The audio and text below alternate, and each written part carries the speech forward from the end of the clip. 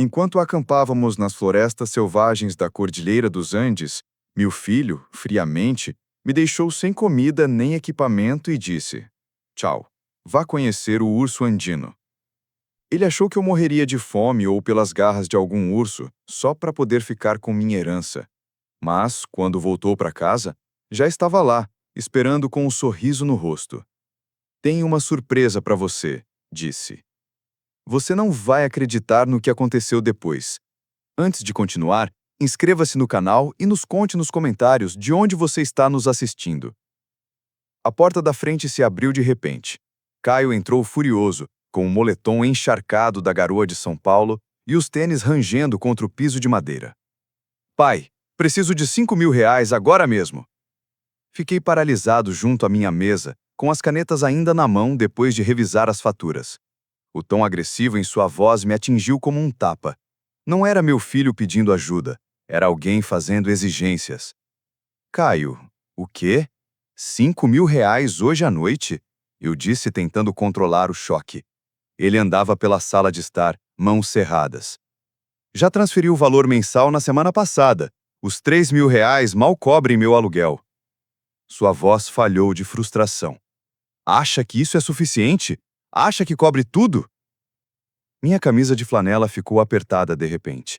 A graxa ainda grudava nas minhas unhas depois de trabalhar na transmissão da Dona Conceição mais cedo. Eu construí a oficina São Cristóvão do zero, trabalhando 18 horas por dia depois que Helena morreu. Sacrifiquei tudo para dar oportunidades que nunca tive. Filho, já conversamos sobre isso. Você precisa encontrar um emprego estável. Trabalho? Caio se virou, rosto vermelho de raiva. Por que eu deveria trabalhar se você está sentado em cima de todo esse dinheiro, quando você controla tudo como um ditador? A acusação me feriu. Endireitei os ombros, postura militar se impondo. Estou tentando te ensinar responsabilidade. Responsabilidade? Ele riu amargamente. Quer saber sobre responsabilidade? Depois que você morrer, serei um mestre incrível das suas oficinas mecânicas. Vou administrá-las melhor do que você jamais administrou. As palavras pairaram no ar como veneno. Meu peito apertou. A maneira casual como ele falou sobre minha morte, o cálculo nos olhos. Não era tristeza ou frustração. Era ganância. Abri a boca, mas nenhum som saiu. 20 anos de criação solo, de sacrifícios, de esperança de que ele se tornasse o homem que sua mãe teria orgulho. Tudo ruiu naquele instante. Caio deve ter visto o choque no meu rosto. Sua expressão mudou, percebendo que havia revelado demais. Sem dizer mais nada, se virou em direção à porta. A batida ecoou pela casa como um tiro. A foto de família sobre a lareira chacoalhou. O rosto sorridente de Helena tremeu atrás do vidro. Fiquei ali, imóvel, observando-a voltar lentamente ao lugar. O silêncio pressionava meus ouvidos. Lá fora, o motor do carro de Caio rugiu e desapareceu na distância. Permaneci paralisado à mesa, a caneta ainda presa na minha mão, olhando para aquela foto que teimava em tremer suavemente. Na manhã seguinte, estendi a mão para endireitar a foto de família. O rosto de Helena sorriu de volta, jovem, radiante, segurando Caio, com 8 anos, durante seu jogo de beisebol infantil. A lembrança me atingiu como um soco físico. O funeral de Helena, Caio parado ao meu lado no único terno que lhe servia, 3 números maior que o meu, segurando minha mão enquanto eu tentava não desmaiar. A hipoteca da primeira oficina estava 3 meses atrasada. As contas médicas de Helena haviam esgotado nossas economias. Eu havia prometido a ela em seu último suspiro, que cuidaria dele, que daria tudo o que ela não podia. Na quinta-feira, abri velhos álbuns de fotos. Cada página revelava mais um sacrifício que eu havia esquecido. A mensalidade da escola particular de Caio, R$ 40.000 por ano, porque as escolas públicas não eram boas o suficiente para o filho de Helena. Sua educação na PUC-SP, completa com experiência no dormitório que ele exigia. O Honda Civic que comprei para ele na formatura, R$ 150.000, porque recusava qualquer coisa usada. Tracei as bordas de uma foto do seu aniversário de 16 anos. Mesmo assim, algo faltava em seus olhos. Enquanto outros garotos da sua idade trabalhavam em empregos de verão, Caio passava o tempo jogando, vivendo das mesadas que eu justificava como investimento em seu futuro. A progressão agora ficava clara, espalhada por décadas de fotografias. Cada esmola, cada fracasso resgatado, cada crise que resolvia com meu talão de cheques, havia esculpido pedaços de seu caráter. Achei que estava sendo um bom pai.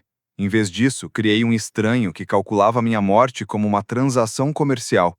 No sábado à noite, sentei-me na velha cadeira de Helena, aquela que nunca tive coragem de remover. Ela teria previsto isso. Helena sempre entendia as pessoas melhor do que eu.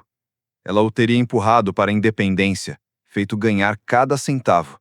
Eu falhei com ela. Sussurrei para a sala vazia. A compreensão se instalou nos ossos como o frio do inverno. Eu havia passado 20 anos tentando comprar o amor de Caio para compensar a mãe que ele havia perdido. Cada pagamento era um curativo sobre minha própria culpa, minha inadequação. Eu me convenci de que sustentá-lo era o mesmo que criá-lo. Na manhã de domingo, devolvi os álbuns à estante e sentei-me à mesa. Minhas mãos tremiam levemente ao pegar caneta e papel. O treinamento militar acalmou minha respiração. Precisava pensar com clareza, planejar possibilidades que nunca quis considerar. A página em branco me encarava, esperando decisões que eu não estava pronto para tomar. Um toque, 2 toques. Minha caneta pairava sobre os documentos legais que eu estava redigindo quando o telefone quebrou o silêncio. O nome de Caio brilhou na tela. Hesitei, então respondi. Olá, filho. Pai, oi, como você está? Sua voz carregava uma alegria artificial que me irritou. Brilhante demais, ansioso demais, como o discurso de abertura de um vendedor. Estou bem. Isso é inesperado depois da nossa conversa da semana passada. Sobre isso. Olha, eu estive pensando.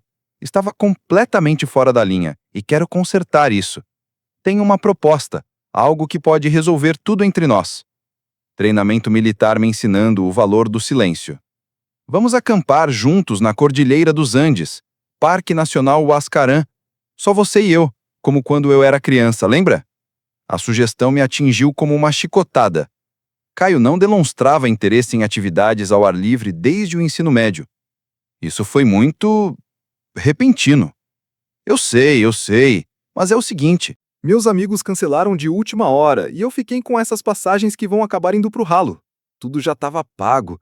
Passagens aéreas, equipamentos de camping, licenças para parques. O pacote completo expirava amanhã, se não usássemos. Apertei o telefone com mais força. A urgência parecia fabricada, como se tivesse sido projetada para me impedir de pensar direito. Caio, você já organizou acampamentos antes? Perguntei a ele. Vamos lá, pai. Lembra quando você me ensinou a ler rastros de animais e acender fogo com lenha molhada? Respondeu. Você sempre dizia que a natureza mostra o verdadeiro caráter de um homem. A referência ao nosso passado compartilhado mexeu com algo no meu peito. Aqueles tinham sido bons tempos, antes da morte de Helena mudar tudo. Antes de eu começar a resolver problemas com dinheiro em vez de presentes. Esta pode ser a nossa chance de nos reconectarmos, continuou Caio, com a voz mais sincera, para lembrar o que tínhamos antes, sem distrações, sem o estresse da cidade, apenas pai e filho na terra de Deus. Fechei os olhos, sentindo a guerra entre esperança e instinto rugir no meu peito. Cada parte racional do meu cérebro gritava alerta. O momento, o entusiasmo repentino, a história conveniente sobre amigos cancelados, tudo parecia orquestrado. Mas por trás da suspeita havia uma dor mais profunda. E se fosse real? E se meu filho realmente quisesse reconstruir nosso relacionamento? Os voos partem no dia 25 de março, amanhã. De São Paulo para Lima. Depois, seguiríamos de carro até o Parque Nacional Huascarán. 5 dias na natureza, como nos velhos tempos. 5 dias, repeti lentamente. Pai, por favor, essas reservas estão se esgotando e esta pode ser a nossa última chance de consertar o que se quebrou entre nós. O silêncio se estendeu entre nós. Olhei para os papéis na minha mesa. Documentos legais que poderiam mudar tudo. Precauções contra possibilidades que eu rezava para nunca se materializarem. Respirei fundo. Tudo bem. Ouvi-me dizer. Vamos lá. Sério? Que fantástico! Vou te mandar uma mensagem com os detalhes do voo. Me encontre no portão de embarque de Congonhas. Vai ser incrível, pai. Você vai ver. A linha caiu.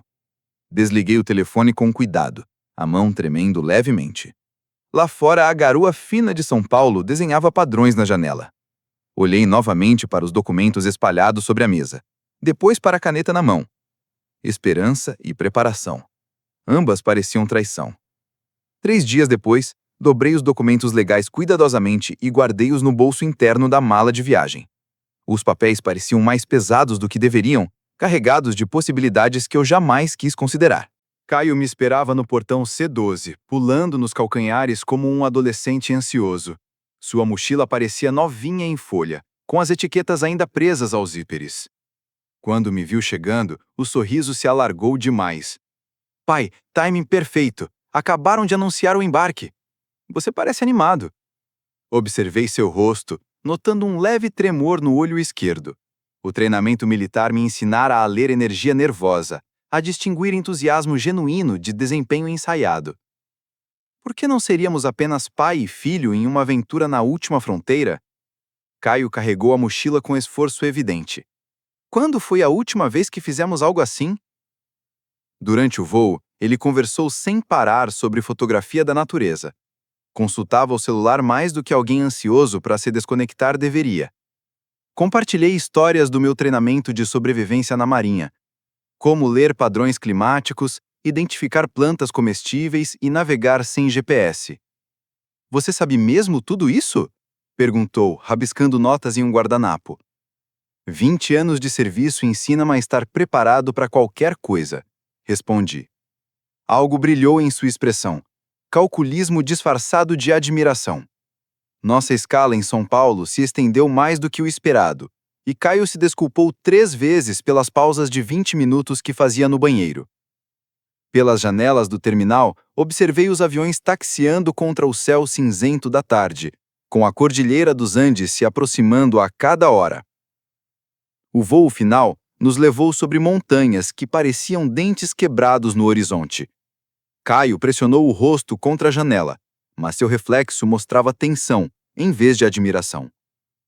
Lima nos atingiu com um ar fresco e cheiro de neve. O balcão de aluguel de carros atendeu com eficiência. Toyota 4Runner, seguro extra, correntes para estradas de montanha. Cuidei da papelada enquanto Caio carregava os equipamentos, apoiando o ombro direito como se estivesse doendo. Loja de artigos para atividades ao ar livre a seguir. Anunciou ele, consultando o celular novamente. Preciso comprar algumas coisas extras. Na loja Aventura Paulista, insistiu em lanternas de alta potência, sinalizadores de emergência, corda, mais do que parecia necessário para um acampamento básico. O atendente, homem curtido com cicatrizes de frio, franziu a testa diante de nossas compras. Planejando se perder por ali? Só quero estar preparado, respondeu Caio rapidamente. A rodovia 3 se estendia à frente como uma faixa cinzenta atravessando uma floresta sem fim. Montanhas se erguiam dos 2 lados, picos nevados captando os últimos raios de sol. Placas alertavam sobre a travessia de alces e as condições de direção no inverno. Bela paisagem! Tentei quebrar o silêncio. Realmente isolado, disse Caio com uma estranha satisfação. A quilômetros de qualquer lugar. Paramos para abastecer e estávamos lá quando a escuridão começou a cair. Enquanto eu enchia o tanque, Caio caminhou até a loja de conveniência. Através das janelas iluminadas por lâmpadas fluorescentes, observei-o pegar o telefone e discar. Postura curvada, voz baixa e urgente. Quando voltou, perguntei casualmente. Está tudo bem? Vi você no telefone. Só verificando as condições climáticas para amanhã. Evitou meu olhar. Tempestade se aproximando, mas deve passar pela manhã. Mentira. Fácil demais. Eu mesmo verifiquei a previsão. Céu limpo pelos próximos 3 dias. Na volta para a rodovia, aquela inquietação familiar do meu instinto militar se instalou no estômago. O mesmo instinto que me manteve vivo em território hostil. Algo estava errado. Eu apenas não conseguia descobrir o quê. 64 quilômetros depois, a conversa sobre o posto de gasolina ainda me incomodava. Então, o que o serviço meteorológico realmente disse? Caio apertou a maçaneta da porta com mais força. Possíveis rajadas de neve? Nada grave. O desvio confirmou minhas suspeitas, mas mantive a voz neutra. Ainda bem que levamos roupas extras. A entrada da pousada Serra do Mar surgiu logo após uma curva, com placas de madeira indicando os limites do Parque Nacional Huascarán e cabanas espalhadas entre imponentes abetos. O centro de visitantes fervilhava com a movimentação matinal, apesar da estação. A maioria dos turistas vinha no verão. Em março, os visitantes eram aventureiros de plantão ou moradores locais. A pousada era exatamente igual às fotos do folheto que Caio me mostrara.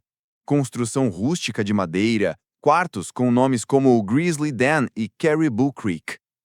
A recepcionista, uma jovem de mãos calejadas, processava nosso registro enquanto Caio estudava os mapas das trilhas expostos na parede. Primeira vez no parque? Perguntou ela. Para ele, acenei em direção a Caio. Eu já estive nos Andes antes, em exercícios militares. Quais trilhas vocês estão considerando?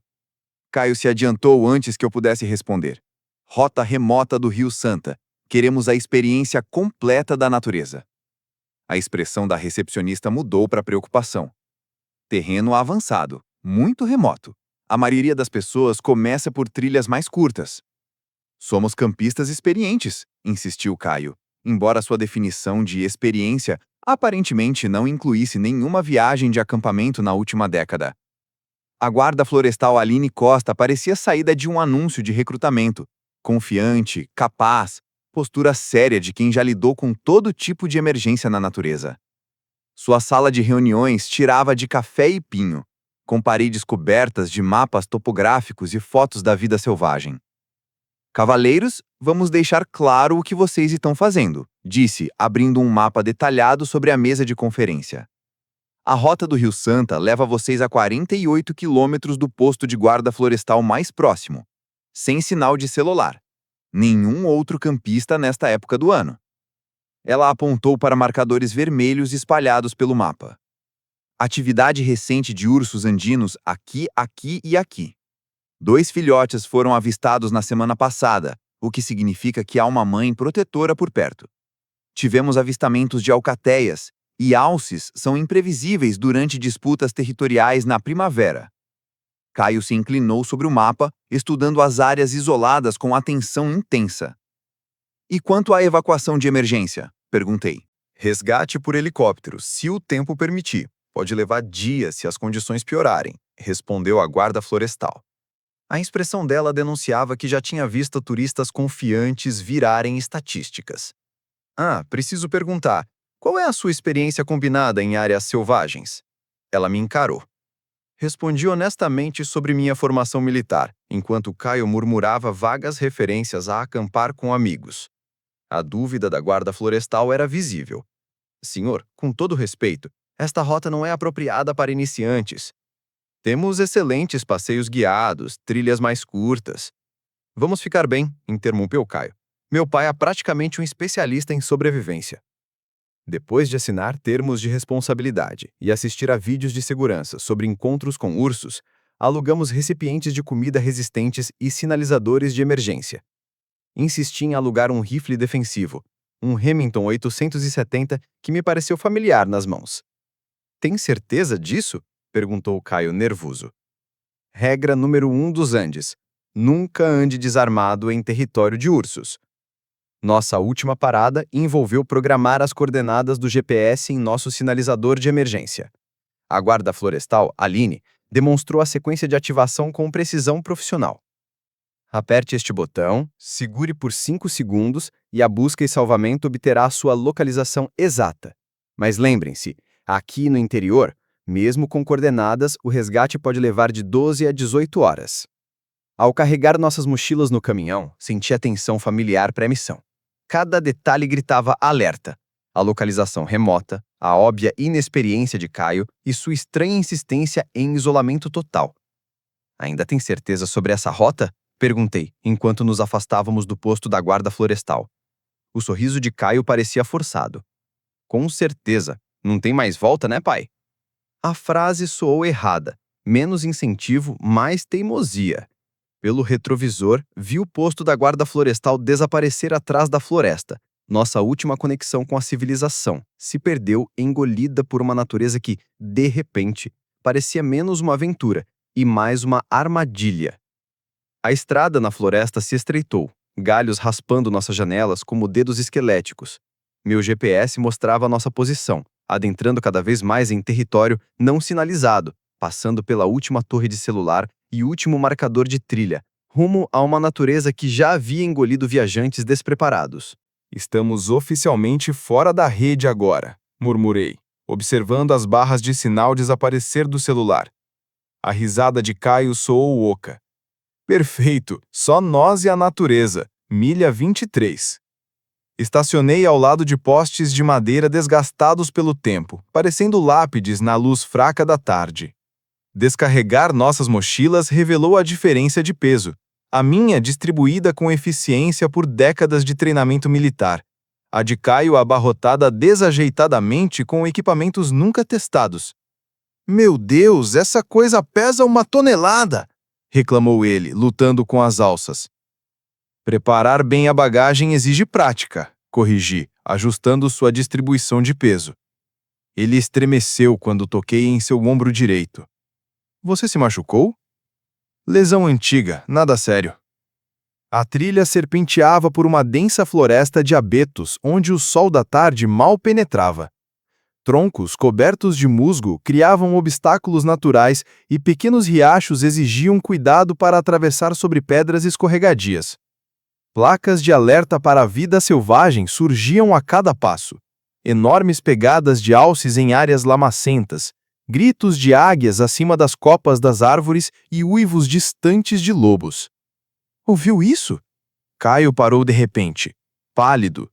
A matilha provavelmente a 8 quilômetros de distância. Continuei andando, percebendo que seu nervosismo não era sobre a beleza da vida selvagem.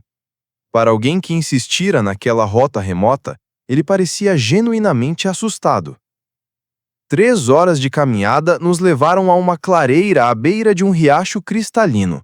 O acampamento perfeito. Terreno plano, água doce e visão desimpedida em todas as direções.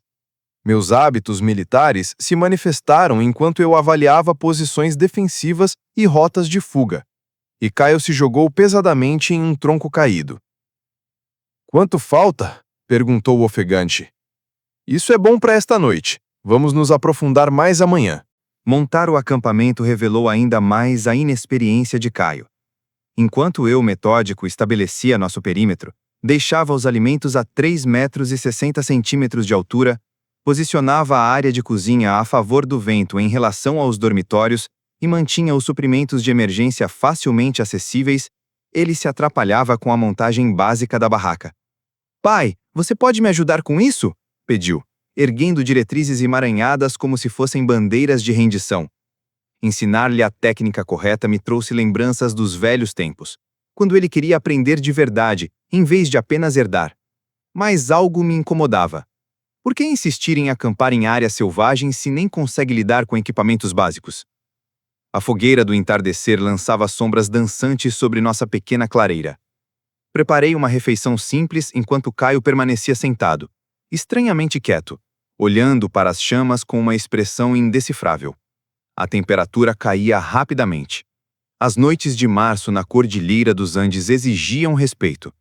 Tentei puxar conversa, na esperança de recapturar alguma conexão.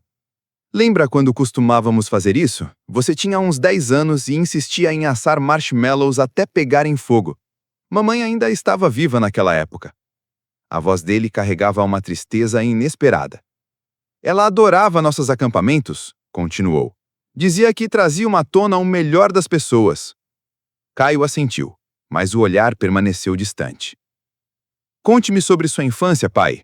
Antes do exército, antes dos negócios, como era ser pobre? A pergunta me surpreendeu. Caio raramente demonstrava interesse pela minha história. Ainda assim, me vi compartilhando histórias que não contava há anos. Crescer na zona rural de Montana, trabalhar em fazendas durante o verão, ganhar cada real com suor e determinação. Parece difícil, disse ele. Mas o tom sugeria cálculo, não simpatia. Trabalho duro constrói caráter. Ensina o valor de conquistar o que se tem. Algo brilhou no rosto dele. Ressentimento? Frustração? Quando falou, a voz permaneceu cuidadosamente neutra. Sorte minha, né? Poder pular toda essa construção de caráter. A conversa continuou ao redor da fogueira. Caio me incentivava a contar histórias sobre o meu serviço militar, o meu treinamento de sobrevivência e as habilidades que me mantiveram vivo em ambientes hostis. Compartilhei mais do que o normal, encorajado pelo que parecia ser um interesse genuíno. Como você sabe quando alguém está mentindo para você? Perguntou de repente. Linguagem corporal, padrões de voz, inconsistências na história, respondi, atiçando o fogo e lançando faíscas em espiral na escuridão. Por quê? Só curiosidade. Você sempre foi bom em ler as pessoas. Mais tarde, enquanto apagava a fogueira para a noite, um silêncio tranquilo se instalou no acampamento. Estrelas surgiam em padrões que eu não via desde o meu último destacamento, imaculadas pelas luzes da cidade. A natureza selvagem parecia quase sagrada. Eu assumo a responsabilidade de vigiar, disse, e Caio se ofereceu. Ainda não estou realmente cansado. Tem certeza? Amanhã temos um longo dia. Eu quero aproveitar, escutar os sons da floresta. Entrei na barraca, confiando no meu filho para me acordar para o segundo turno. Através das paredes de nylon, ouvia-o se movimentando ao redor da fogueira, adicionando lenha e se acomodando em posição de vigia. Sons normais de acampamento que deveriam ser reconfortantes. Mas, à medida que o sono se aproximava, algo me incomodou em sua oferta. Em todas as nossas conversas, Caio nunca demonstrara interesse por reflexão solitária ou apreciação da natureza. Por que começar agora? A última coisa que notei antes da exaustão foi a mudança nos sons lá fora. Não havia mais movimento casual ao redor da fogueira, apenas uma quietude cuidadosa, como se alguém estivesse esperando em vez de observando. A luz do amanhecer filtrando-se pelas paredes da barraca me trouxe a consciência. Lá fora, o barulho metálico do equipamento sendo carregado cortou o silêncio. Cedo demais, urgente demais. Para preparativos matinais normais, abri o zíper da barraca e entrei no ar gelado, vendo minha respiração se transformar em baforadas brancas. Caio estava ao lado do nosso caminhão, empacotando metodicamente os equipamentos com eficiência militar que nunca demonstrara antes. Todos os equipamentos de sobrevivência, GPS, sinalizador de emergência, rifle e recipientes de comida desapareciam dentro do veículo. O que está acontecendo? Minha voz cortou a manhã. Caio se assustou, depois endireitou-se com postura desafiadora. Preparando para partir. Planejamos mais 3 dias. Qual a pressa? Mudança de planos? Ele evitou meu olhar, continuando a carregar o equipamento. O tempo está piorando. A mentira pairava entre nós como fumaça. A previsão de ontem era clara. O céu não mostrava nuvens ameaçadoras. Meus instintos militares, adormecidos desde que cheguei à cordilheira, gritaram alerta. Caio, fale comigo. O que realmente está acontecendo aqui? Algo se rompeu em sua expressão. Anos de ressentimento cuidadosamente contidos explodiram como uma represa se rompendo. Quer saber o que está acontecendo? Chega! Chega do seu controle, da sua manipulação, do seu julgamento constante. Meu filho, eu não entendo. Não! Ele se virou, punhos cerrados. Não me chame de filho!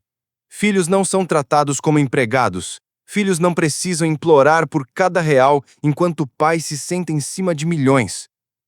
O veneno em sua voz me atingiu como socos físicos. Não foi raiva momentânea, mas ódio cultivado por anos sob a superfície da nossa família. Eu te dei tudo. Você não me deu nada. A voz dele falhou de raiva. Você me tornou dependente, me manteve fraco, controlou todos os aspectos da minha vida com seu talão de cheques. Bem, adivinha, estou assumindo o controle agora. Minhas mãos tremeram quando a compreensão surgiu. A viagem de acampamento, tudo isso foi planejado. Finalmente, Caio pegou a jogada. Gênio militar. Sua risada não tinha calor algum. Você demorou bastante. Por que, Caio? Se precisasse de dinheiro, poderíamos ter combinado. Não quero mais sua mesada, pai. Quero o que é meu por direito. Seus negócios, seus bens, tudo o que você vem balançando sobre minha cabeça há décadas.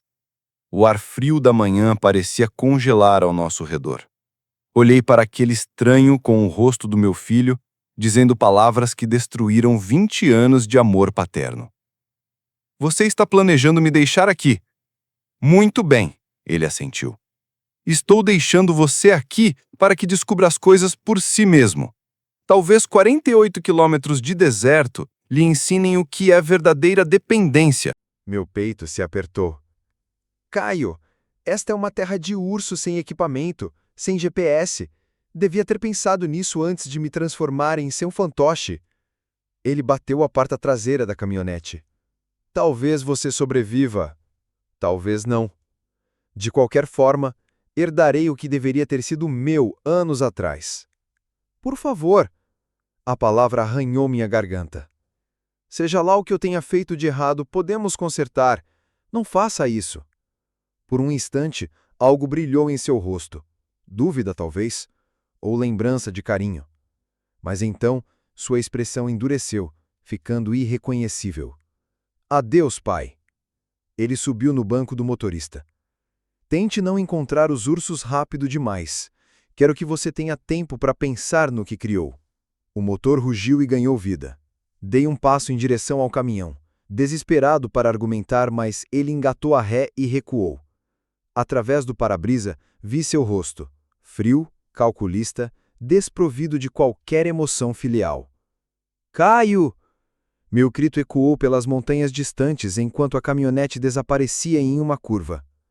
O som do motor diminuiu gradualmente, deixando-me parado em uma estrada de terra vazia, na vasta região selvagem da Cordilheira dos Andes, a 48 quilômetros do ser humano mais próximo. Poeira se assentava aos meus pés. O silêncio que se seguiu era absoluto. Nenhum som humano, nenhum ruído mecânico, apenas o sussurro do vento atravessando os abetos e o grito distante de um falcão. Fiquei ali por um longo momento, processando a enormidade do que acabara de acontecer. Meu filho, o menino que eu criei, protegi e sustentei, acabara de me condenar à morte. A poeira da caminhonete de Caio ainda pairava no ar quando o treinamento militar começou, sobrepujando a devastação emocional.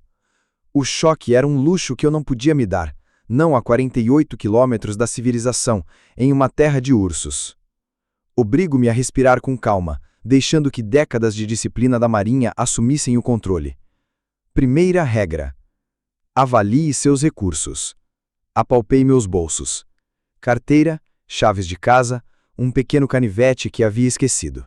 Sem comida, sem água, sem GPS, sem sinalizador de emergência, com as roupas do corpo e nada mais. Segunda regra: avalie o ambiente. Março na cordilheira significava temperaturas caindo abaixo de zero à noite. O terreno ao meu redor consistia em densa floresta de abetos, trilhas sem sinalização e completo isolamento. Os avisos da guarda florestal Aline Costa ecoavam na minha memória. Atividade recente de ursos andinos, matilhas de lobos e padrões climáticos imprevisíveis. Terceira regra: priorizar as necessidades de sobrevivência. Abrigo, água, sinalização e navegação. Nessa ordem. Estudei a posição do sol, calculando a direção. O leste levava mais para dentro da natureza selvagem. O oeste finalmente chegaria à estrada principal do parque, embora eu não conseguisse determinar a que distância. Minha memória envelhecida evocou fragmentos de conhecimento topográfico do briefing da guarda florestal. Os rios geralmente fluíam para noroeste, em direção aos limites do Parque Nacional Huascarán. Movimento era crucial. Ficar parado significava morte. Comecei a caminhar para o oeste, seguindo os leves rastros de pneu que Caio havia deixado. Num raio de 100 metros, as pegadas divergiam do que parecia ser uma trilha de animais cortando o mato. Trilhas de caça geralmente levavam a fontes de água, essenciais para a sobrevivência e visibilidade em caso de resgate. Cada passo exigia esforço consciente. Aos 58 anos, meus joelhos reclamavam do terreno irregular e meu condicionamento civil estava a mundos de distância do meu auge militar. Mas a raiva alimentava meu movimento.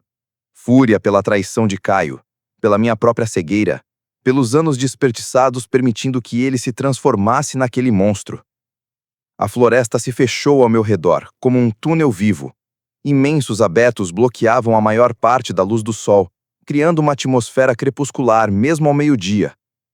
Quebrei galhos enquanto caminhava, criando marcadores de trilha rudimentares para possíveis equipes de resgate. Embora as chances de alguém me encontrar parecessem quase nulas. Sinais de urso apareciam por toda parte. Marcas de garras na casca das árvores, pegadas enormes na terra fofa, fezes perturbadoramente frescas. Eu fazia barulho enquanto caminhava, lembrando-me das instruções da guarda florestal Aline Costa sobre evitar encontro surpresa. A ironia não passou despercebida. Meu filho me colocou em uma situação em que ursos poderiam ser o menor dos meus problemas. Horas passaram. Minha boca ficou seca, depois ressecada.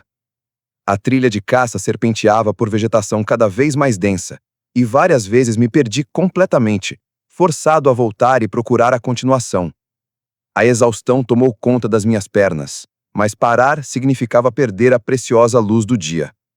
Um som distante me congelou. Motores mecânicos rítmicos, definitivamente feitos pelo homem. Múltiplos motores. Fiquei imóvel, ouvindo. O som vinha do norte, talvez 800 metros de distância. Quadriciclos ou motocicletas se aproximando em busca de informações. Caçadores, guardas florestais, busca e salvamento. Pela primeira vez desde a traição de Caio, a esperança surgiu no meu peito. Mudei de direção, avançando em direção aos sons mecânicos, abrindo caminho pela vegetação rasteira que rasgava minhas roupas. Os sons ficaram mais altos, definitivamente de veículos todo-terreno, e pareciam se mover lenta e metodicamente. A floresta começou a rarear, e, através das árvores, vislumbrei uma clareira à frente. Os sons dos motores estavam mais próximos agora, talvez a 180 metros de distância. Acelerei, trocando a furtividade pela velocidade, com os galhos chicoteando meu rosto enquanto avançava em direção a uma possível salvação. Atravessando a mata, tropecei em uma clareira onde 4 motociclistas haviam parado, provavelmente para o intervalo do almoço. Eles olharam para cima, chocados quando eu emergi da floresta, desgrenhado, arranhado, claramente deslocado naquele cenário selvagem. O condutor da frente, um homem barbudo na casa dos 40 anos, com a aparência desgastada de quem vive ao ar livre, desligou o motor imediatamente e se aproximou com preocupação profissional. "Senhor, o que aconteceu? Por que está aqui sozinho?" Minha voz saiu rouca de desidratação e estresse. "Meu filho me deixou aqui, pegou todo o nosso equipamento e foi embora." Consegui responder. A expressão do homem mudou de preocupação para descrença. "Alguém o abandonou aqui? Isso é tentativa de homicídio." "Eu sou o Roberto. Meu filho Caio me levou para acampar." Então, tive dificuldade de explicar a situação sem revelar toda a extensão da disfunção familiar. "Ele levou nossa caminhonete e todo o equipamento de sobrevivência. Disse que estava me deixando para morrer." "Meu Deus." O homem barbudo tirou o capacete, revelando olhos inteligentes que pareciam avaliar minha condição e minha história ao mesmo tempo. "Sou Marcelo Reed, ex-guarda florestal da região. Estes são meus amigos. Estamos fazendo um tour pelo interior." Nesse momento, os amigos se reuniram ao redor, com expressões que mostravam o horror típico de quem ama a natureza e se depara com o abandono deliberado do ambiente. Uma delas, uma mulher na faixa dos 30 anos, me entregou uma garrafa de água que esvaziei com gratidão. "Há quanto tempo isso aconteceu?" perguntou Marcelo com um tom profissional e urgente. "Esta manhã, talvez 4 horas atrás."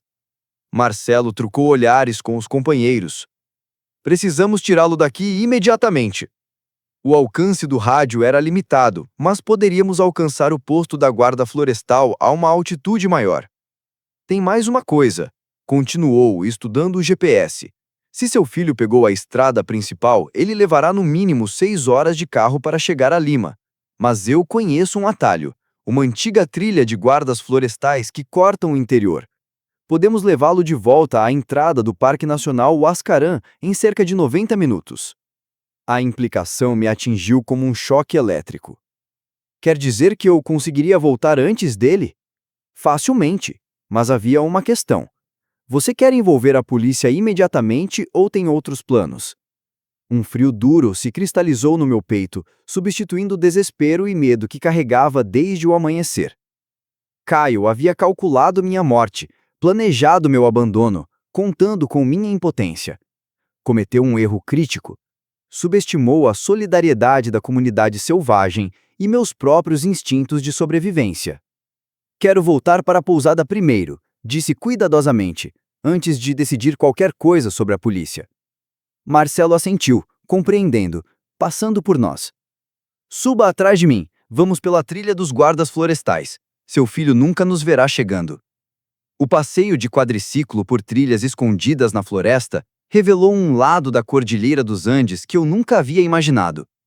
Uma rede de caminhos de serviço mantidos para acesso de emergência, conhecidos apenas por guardas florestais e guias experientes de áreas remotas.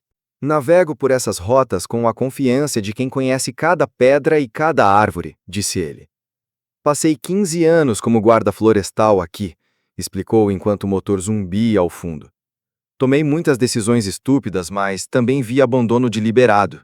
Isso aqui é território perigoso. O terreno se tornava traiçoeiro, travessias de rios, subidas íngremes e trechos em que precisávamos desmontar e guiar os quadriciclos em volta de árvores caídas. Apesar das condições adversas, fizemos um excelente tempo, chegando à estrada pavimentada bem antes da estimativa de Marcelo. A pousada Serra do Mar surgiu ao longe, com sua arquitetura de cabana de madeira incrivelmente acolhedora depois da minha manhã na natureza. Ao nos aproximarmos do estacionamento, procurei nossa caminhonete alugada, que ainda não havia sido devolvida. Parece que seu filho ainda está voltando, observou Marcelo. Você tem tempo para preparar a recepção que estiver planejando. Os outros parceiros forneceram contatos, oferecendo-se para servir como testemunhas, caso fosse necessário um processo judicial. Marcelo me entregou seu cartão, com telefone e e-mail pessoais. Me ligue quando estiver pronto para falar com as autoridades. O que seu filho fez precisa ter consequências. Enquanto se preparavam para partir, Marcela fez uma pausa. Senhor, importa-se que eu pergunte o que pretende fazer quando ele voltar? Olhei para o quarto da pousada onde os nossos pertences aguardavam, depois para os documentos legais ainda dobrados no bolso do meu casaco. Caio passara anos planejando minha destruição. Agora era minha vez de planejar a dele. Vou dar a ele exatamente o que quer, mas não da maneira que espera receber. De volta ao quarto, sentei-me na beira da cama e peguei o celular. O cartão de Marcelo estava ao meu lado, junto com sua oferta de contato com as autoridades. Mas primeiro, precisava entender exatamente com o que estava lidando. Os documentos legais que havia preparado em São Paulo pareciam proféticos agora, dobrados no bolso do casaco como uma arma carregada. 3 semanas antes, eu havia alterado meu testamento em um momento de decepção paterna. Agora, parecia uma preparação divina para a guerra. Espalhei os papéis sobre a pequena escrivaninha, revisando a redação elaborada com meu advogado. Caio não herdaria nada. Tudo iria para instituições de caridade, de conservação da vida selvagem, organizações de veteranos e um fundo de bolsas de estudo em nome de Helena. A ironia era perfeita. A tentativa do meu filho de me assassinar para receber a herança o deixaria sem absolutamente nada. Mas documentos legais por si só não bastavam. Eu precisava de provas, testemunhas, consequências que perseguiriam Caio pelo resto da vida. Liguei para o número de Marcelo. Ele atendeu ao primeiro toque. Roberto, você se acomodou? Tudo bem. Preciso da sua ajuda com algo específico. Quando Caio voltar, quero tudo documentado. Reação, palavras, comportamento. Perguntei se ele planejava confrontá-lo antes de chamar a polícia. Pretendo dar a ele exatamente o que acha que quer, a chance de herdar meu negócio, até o momento em que percebe o que realmente fez consigo mesmo. O silêncio se instalou na conexão. Finalmente, Marcelo falou. Isso é estratégico. Você quer que eu esteja lá como testemunha?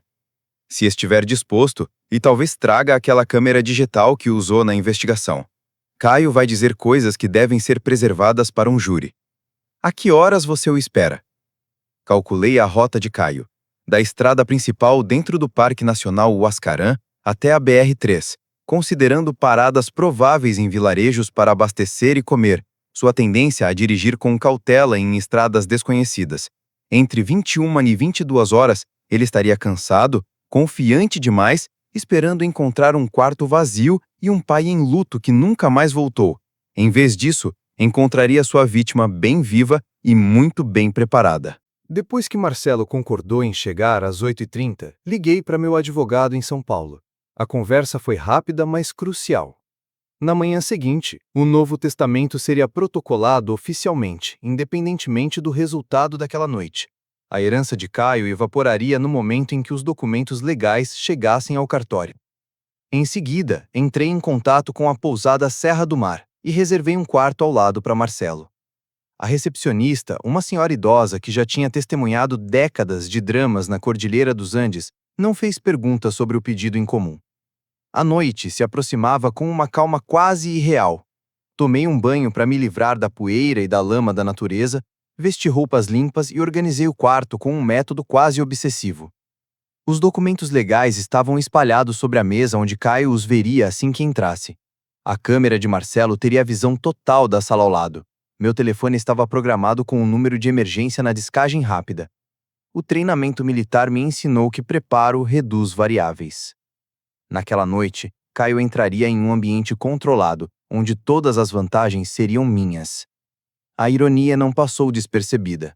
Meu filho passou meses planejando minha morte no deserto enquanto eu agora planejava sua destruição social e financeira. A diferença é que meu plano o deixaria vivo para encarar as consequências. Às 8h15, Marcelo bateu suavemente. Entrou carregando equipamento fotográfico profissional, com a expressão sombria de quem já viu tragédias demais na natureza. O equipamento foi instalado para captar áudio e vídeo de todo o espaço. Ele apontou para a porta de comunicação. Quando ele chegar, você terá tudo documentado. O que acontece legalmente quando entregamos isso às autoridades? Perguntei. Tentativa de homicídio em 1º grau. Na Cordilheira dos Andes, abandono em áreas selvagens é levado a sério. É quase uma sentença de morte com etapas extras. Com seu depoimento, o meu, e o que ele disser esta noite, ele está prestes a pegar uma pena pesada. Assenti, sentindo uma satisfação fria crescer no peito. Então esperamos. Lá fora, a escuridão envolvia o hotel como um cobertor pesado demais. Pela janela, eu vi a rua principal, onde os faróis de Caio logo apareceriam, levando a um acerto de contas que ele jamais imaginaria. O telefone marcava 20h47. A qualquer momento, meu filho descobriria que seu crime perfeito tinha se tornado sua ruína perfeita. Os faróis iluminavam o estacionamento e reconheci o som característico do motor da nossa caminhoneta alugada. Caio voltara de sua tentativa frustrada de assassinato, provavelmente ensaiando ligações desesperadas para relatar o sumiço trágico do pai. Posicionei-me na cadeira de frente para a porta, com os documentos legais claramente à vista. Pela parede de ligação, ouvi Marcelo ajustando o equipamento. Tudo estava pronto. A chave de Caio raspou a fechadura 2 vezes antes de travar. Quando a porta se abriu, ele entrou com o ar cauteloso de quem espera encontrar uma sala vazia. A luz do teto iluminou seu rosto e viu o reconhecimento atingi-lo como um soco. Pai! A palavra saiu estrangulada, incrédula. Olá, filho. Como foi sua viagem? Perguntei, mantendo a voz calma, quase amistosa. Seu rosto oscilava entre confusão, choque e algo próximo de terror. Como você chegou aqui? Como voltou? Acontece que sou mais difícil de matar do que você calculou. As pernas de Caio cederam um pouco. Ele agarrou o batente da porta, os olhos vasculhando a sala em busca de rotas de fuga. Não entendo. Deixei você a 48 quilômetros do nada, sem comida, água ou equipamento. Sim, eu lembro, mantive a voz coloquial. Escolha interessante de últimas palavras, aliás. Vá conhecer os ursos. Pai, espera. Você não entende. Ah, eu entendo perfeitamente. Você me trouxe para os Andes para me assassinar por minha herança. Passou meses planejando. Pesquisou o lugar mais remoto possível e até treinou a reação de filho chocado para quando as autoridades encontrassem meu corpo. A boca de Caio abriu e fechou sem dizer nada. O suor escorria pela testa apesar do ar frio da noite. O problema do seu plano, continuei, levantando-me lentamente, é que você subestimou a comunidade selvagem. Existem pessoas que realmente se ajudam a sobreviver, em vez de abandonar familiares para morrer. Se isso é sobre dinheiro, sempre foi sobre dinheiro para você. É isso que finalmente entendo. Em cada conversa, em cada viagem de acampamento, em cada momento que pensei ser um vínculo entre pai e filho, você estava apenas calculando meu patrimônio líquido. Fui até a mesa e peguei os documentos legais. Quer saber o que é fascinante? Há 3 semanas, logo depois da nossa briga, mudei meu testamento. Chamei de decepção paterna na época. Os olhos de Caio se fixaram nos papéis em minhas mãos. Mudou? Ele engasgou com a palavra. Sim, você não herda nada. Nem a oficina São Cristóvão, nem as contas bancárias, nem a casa que sua mãe amava. Tudo vai para caridade, conservação da vida selvagem, organizações de veteranos, fundos de bolsas de estudo. A cor sumiu completamente do rosto dele. Você não pode fazer isso. Eu sou seu filho. Era meu filho. Esta manhã, você se tornou algo completamente diferente. Um homem que planejou a morte do pai para obter lucro. Pai, por favor, se você apenas me ouvir... Eu ouvi esta manhã enquanto você explicava como meu comportamento controlador arruinou sua vida. Eu ouvi quando disse que merecia morrer sozinho na terra dos ursos. Cansei de ouvir. A compostura de Caio se despedaçou. Seu hipócrita desgraçado, você criou isso. Seu controle constante, sua manipulação, me mantendo dependente enquanto julgava cada escolha minha. Ah, aí está, o verdadeiro Caio. Quer me destruir? Tudo bem, mas lembre-se, você me transformou nisso. Cada real que ofereceu, cada condição que impôs, cada forma de controlar minha vida, isso é criação sua. Senti uma estranha calma me dominar. Você tem toda a razão. Eu criei isso. Permiti sua dependência, comprei seu afeto, confundi prover com ser pai. Esse é o meu fracasso como pai. Então, altere o testamento de volta. Conserte isso. O testamento foi protocolado esta tarde. Está feito.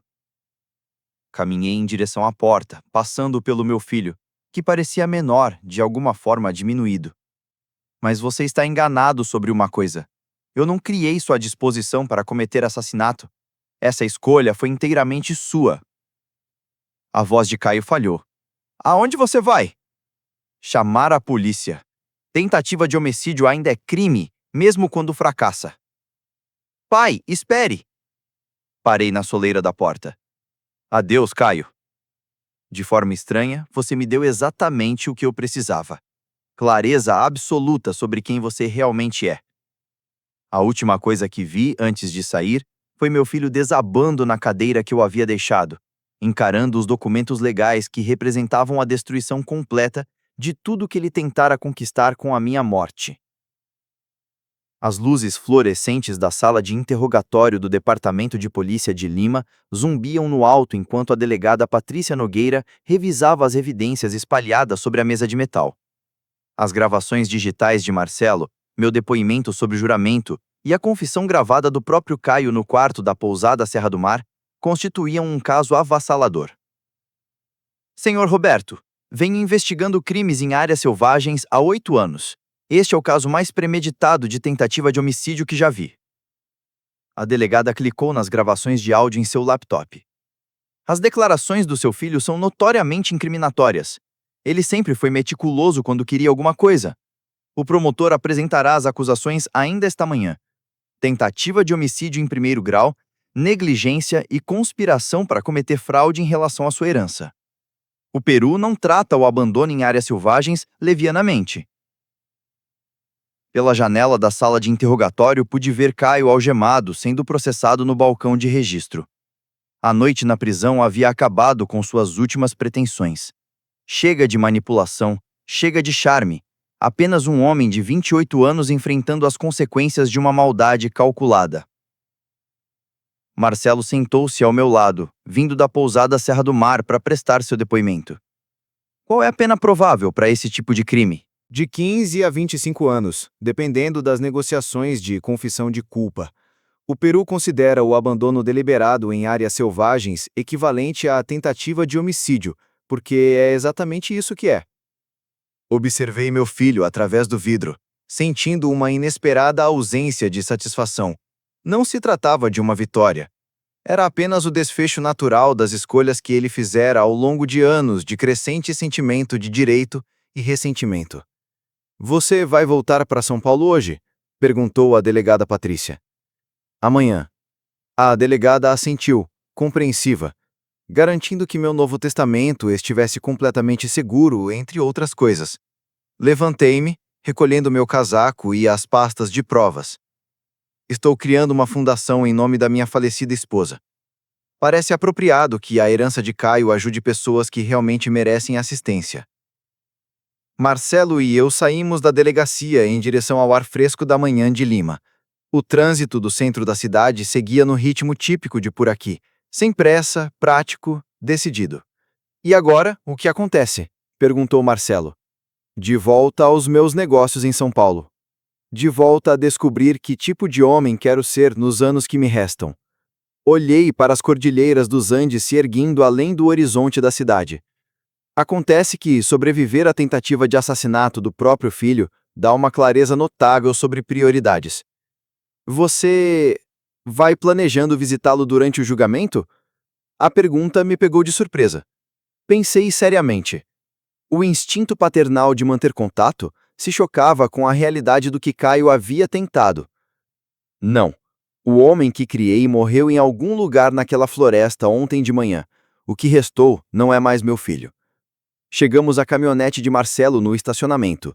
Ele me entregou um cartão de visita com suas informações pessoais. Se você quiser voltar aos Andes pelos motivos certos, acampar, pescar, curtir a natureza de verdade, me ligue. Primeiras viagens por conta da casa. Por que você faria isso? Porque você sobreviveu a algo que deveria ter te matado, e em vez de deixar que isso te amargure, está usando para ajudar outras pessoas. Vale a pena apoiar isso. Apertei a mão dele, sentindo uma gratidão genuína por aquele estranho que se tornara um aliado improvável. Obrigado por tudo. Agradeça à comunidade da natureza. Nós cuidamos uns dos outros por aqui em cima. Enquanto Marcelo ia embora, peguei meu celular e liguei para meu advogado em São Paulo. Havia fundações para criar, bolsas de estudo para financiar, uma vida inteira de capacitação para transformar em ações positivas. Caio me trouxe aos Andes para me matar por dinheiro. Em vez disso, aprendi a viver com propósito. Ao tentar me destruir, ele acidentalmente me ensinou a diferença entre sustentar alguém e realmente se importar com essa pessoa. A ironia era perfeita e perfeitamente justa. 3 dias depois, de volta a São Paulo, recebi uma carta de Caio na prisão. 5 páginas de manipulação disfarçadas de pedido de desculpas, prometendo mudanças se eu reconsiderasse a herança, explicando como a prisão arruinaria a vida dele. Li uma vez e joguei no triturador de papel. Alguns relacionamentos não sobrevivem a tentativas de homicídio, não importa quanto dinheiro você tenha investido neles. Se você gostou desta história, curta o vídeo, inscreva-se no canal e compartilhe suas impressões nos comentários. Para ouvir a próxima história, clique no vídeo que está aparecendo aí na sua tela. Agora me diz, você perdoaria um filho que fizesse com você algo parecido com o que o Caio fez com o pai dele? A pena recebida por Caio foi justa ou ele merecia mais anos na cadeia? De 0 a 10, que nota você daria para essa história? E não esquece de se inscrever nesse canal, ok? E obrigado por ouvir essa história até o final. Até breve!